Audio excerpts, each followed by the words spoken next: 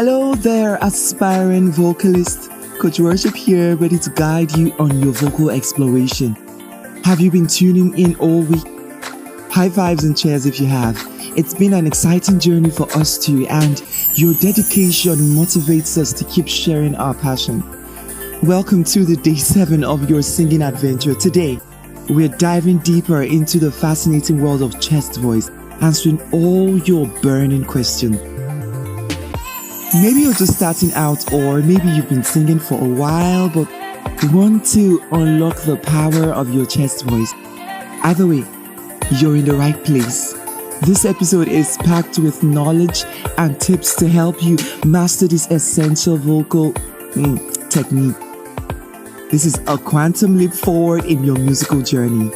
But hey, even if you're just curious or dipping your toes in, there's something valuable for everyone. So come on, grab your favorite beverage, get comfy, and join us as we delve deeper. Welcome to the Making Musical Quantum Leaps, your 30-day podcast marathon. Everything vocal registers. Yeah! Yes! You're damn right to be excited. It is the 7th day. Like 7, it's already a week. I really want to celebrate you. It's not easy. It's not easy on your end, listening consistently, ensuring you have enough subscription to be online every single day. It's not easy, so I do have to give you your flowers. All right, we began a series, not really a series, but let's just call it one.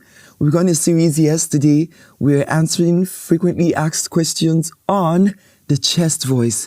And today is going to be a continuation. We're going to be answering more questions, more burning questions, more interesting questions. So come on, get your notepad and let's get down into business.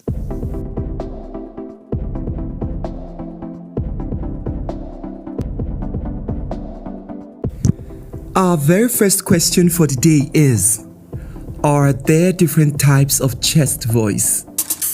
Okay. To answer this question is also a tricky question. The chest voice itself isn't necessarily divided into distinct types. No. But there are different ways you can use it and different sounds you can achieve within it. And let me try to break it down for you. So you have your basic chest voice. This is the fundamental sound, and it is characterized by warmth, fullness, and power. It's primarily used in the lower parts of your vocal range, and it is often associated with speaking like tones. Okay, so let me sing from the way I'm talking. My favorite song. Light of the world, you step down into darkness. Open my eyes, let me see. So this is my chest voice. It is like, this is the lowest parts of my voice. Okay, so singing from here, this is like the basic chest voice. It is warm, it is full, and it has some kind or some form of power. Another way to use it is belting. It is a powerful and projected use of the chest voice, pushing its intensity for a louder and more aggressive sound. So think rock belting, those really mad belting. Don't associate it with growling, okay? Don't associate it with growling. My voice is not really in the shape to belt right now, but do not associate it with growling. It is not pushing your chest voice beyond its limits. There's a difference, okay? It's just projection, a more powerful projection, and increase in intensity of the chest voice for louder sounds, not necessarily a higher range with that is beyond your limits. All right. Then there's the mixed voice. How would we talk about the different ways to use your chest voice if we do not talk about the mixed voice? Okay, while not strictly a subcategory of the chest voice, it is not a subcategory of the chest voice. It is still important to mention. This blends your chest and your head voice for a smooth transition throughout your range.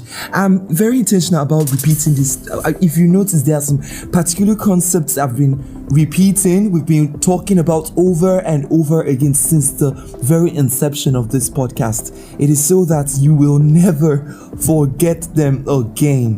Alright? So some consider a full chest voice a part of the mixed voice. Like I told you, all these misconceptions, and not really misconceptions, just school of thoughts. So some people consider a full chest voice a part of mixed voice where the chest dominates but incorporates elements of head for agility and clarity. So that's what some people call a full voice. A full voice is one that where your chest voice dominates and it incorporates elements of head for agility and clarity. That's why some people feel you're being lazy when head voice dominates your singing, but it's wrong. Okay, it's not totally correct to say that the only definition of a full voice is when your chest voice is dominant and you just incorporate small touches of head voice for just your clarity and agility. That's what some people define it, but I cannot say it's accurately correct because we have seen people who are head voice dominant. They sing more in their head voice and just a little. I believe if you're able to blend, it doesn't matter which is higher in dominance, you still have a full voice. Once you're able to blend smoothly and beautifully without breaks or without abrupt change in texture and quality, then for me, you have a full voice.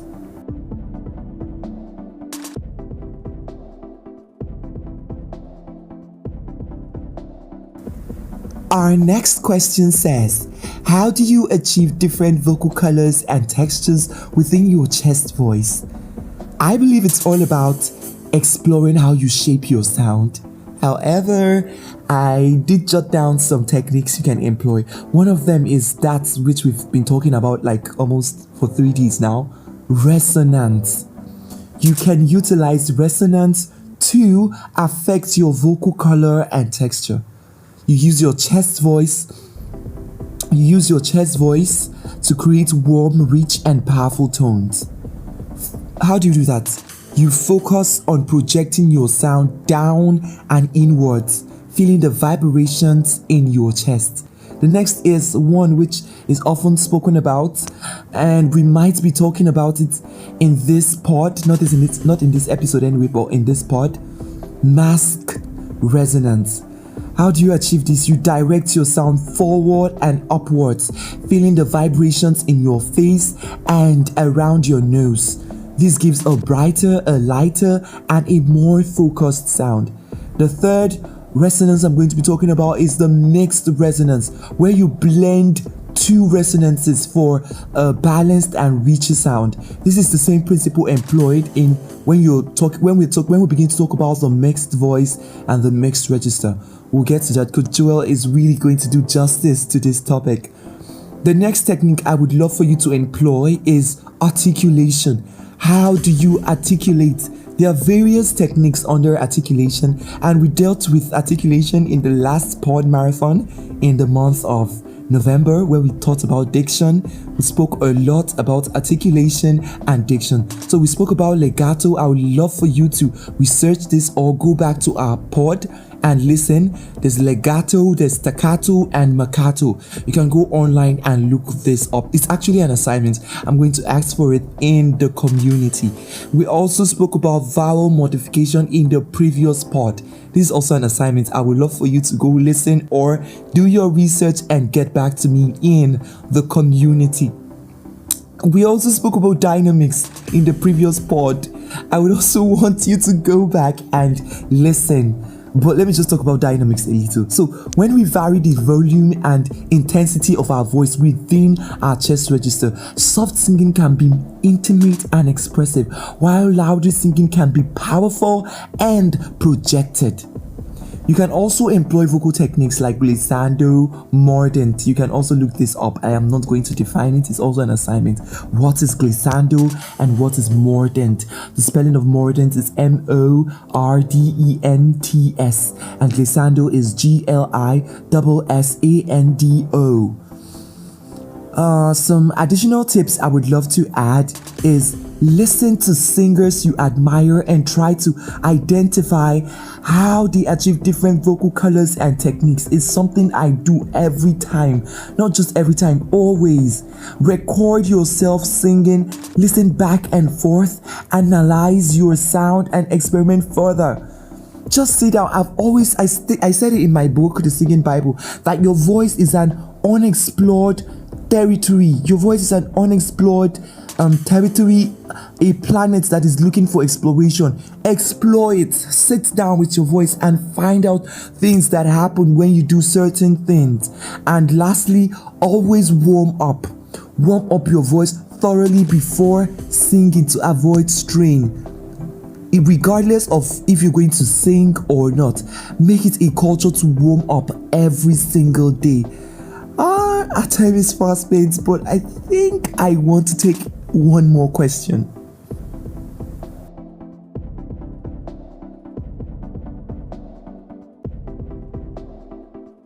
To wrap up this episode, we are going to just talk about briefly. I know I must have mentioned some of them previously, but repetition brings about, what's that word now? Okay, that's a quote gone wrong. If I keep repeating them, they would stick to your brain. So let me just speak on the myth. Let me speak on myth that is associated with chest voice or chest register, as the case may be. So one of the myths is that the chest voice is always the strongest and loudest register. That is not true. That is so not true. Every register can be strong, can be loud. It just depends on what you want to achieve or what you want to do at that point in time.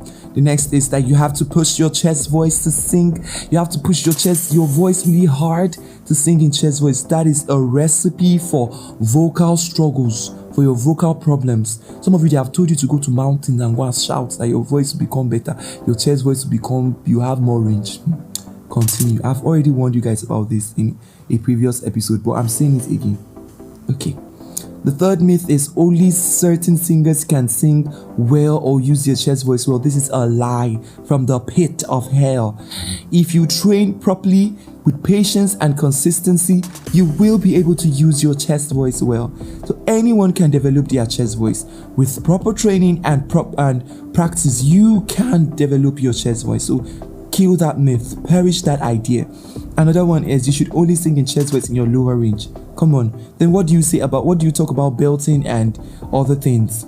Please, that is so not true. Another myth says chest voice is only for belting and powerful singing. That is also a lie from the bottomless pit. Oh hell. Another myth is having a high-pitched voice means you can't have a strong chest voice. That is not true. You can always work on it with patience and time. You can, even if your voice is as tiny as this, you can still develop a chest voice. Okay? So that's basically it. Myths and misconceptions can lead to vocal damage and vocal struggles. Please don't listen to just anything. Clarify. Okay? Like Peter Obi says, verify and make sure that thing is true. Do your own research. Don't just sit down and swallow every single thing they give to you.